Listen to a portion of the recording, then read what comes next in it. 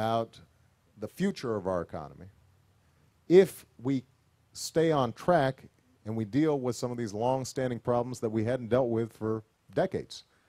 If we make investments and improve our education system, if we make investments in research and development, if we make investments in things like clean energy, so that we've got an energy policy that's not just tied to importing oil from the Middle East, but instead start figuring out how can we develop our homegrown industries.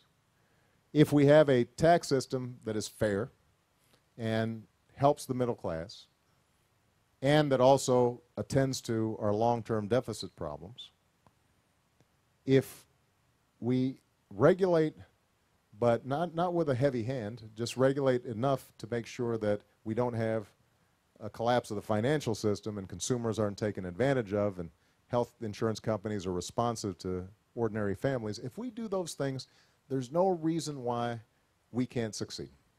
And I've traveled all around the world and I've looked at all the economic data. If you had a choice of which country you'd want to be, you still want to be the United States of America. We still have a huge competitive edge, and we've got the best workers in the world. And we've got the most dynamic economy in the world. We've got the best universities, the best entrepreneurs in the world. But we've got to tackle these long-standing problems that have been getting in the way of progress, and we've got to do it now. We can't wait another 20 years or another 30 years because other countries are catching up. That's what we've been trying to do over the last 2 years. Now, some of these things, I got to admit, are hard. They cause great consternation. When we tried to get some common sense rules in the financial sector, for example, that means billions of dollars that were going to profits to some of the banks are not going to be going there because you're getting a better deal on your credit card, and they're not happy about it. So that ends up creating a lot of drama on Capitol Hill. And it means that we've had some very contentious debates. But I just want to close by saying this. Ultimately, when I get out of Washington and I start talking to families like yours, what I'm struck by is not how divided the country is, but I'm actually struck by how basically people have common values, common concerns, and common hopes.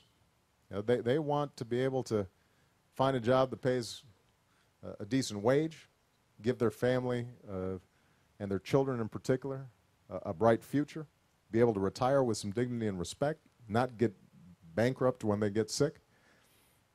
And that cuts across region, it cuts across racial lines, it cuts across religious or ethnic lines. People, there's a core set of American values that I think people across the country respond to.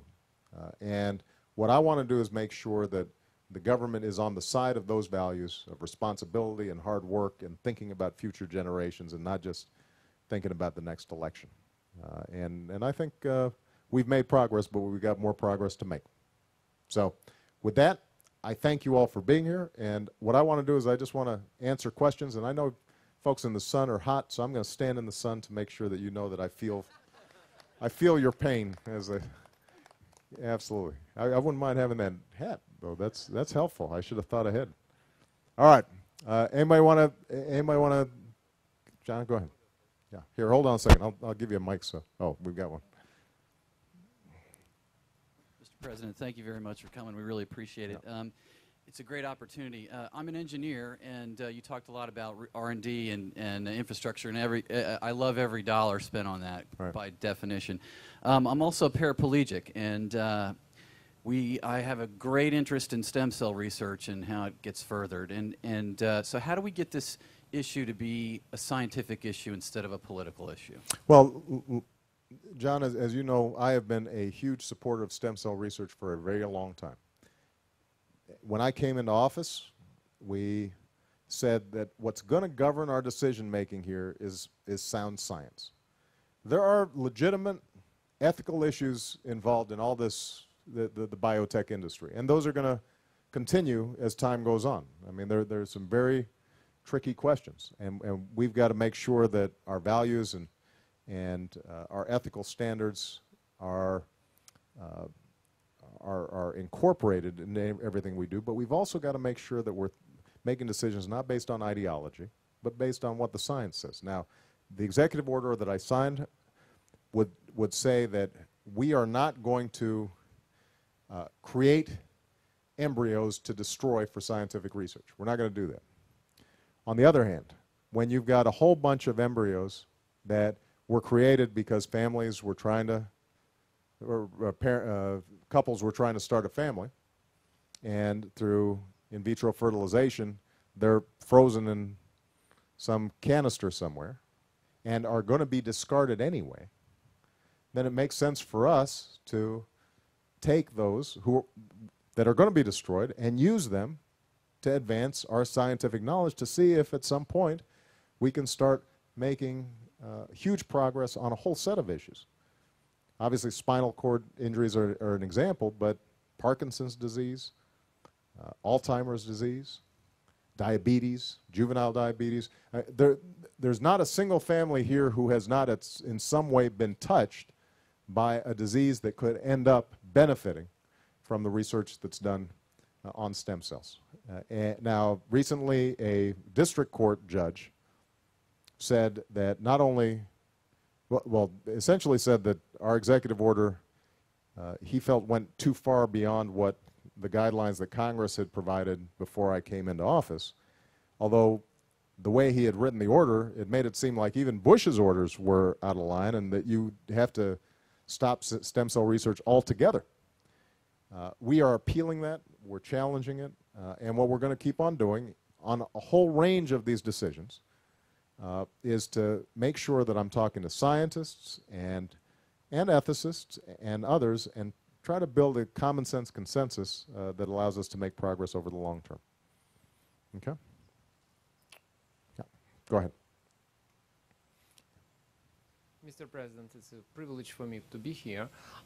You talk about the small business loans. Mm-hmm. My company is a high-tech company, and we are growing, and we are providing high-tech jobs for Americans. How can we ensure that banking and lending institutions are going to actually lend money to small businesses? There have been a number of steps done in that way, but so far I've been denied a loan twice, and only got for the third time after I asked for SBA-backed loan. Right. You know. Tell me more about your business, by the way.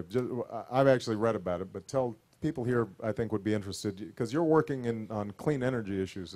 This is correct. Yes, I have two lines of business. Clean energy part, where we are actually trying to get companies to become green and change their practices so that they follow sustainability practices as right. You know, the regular ways. And the second part of my business is high tech.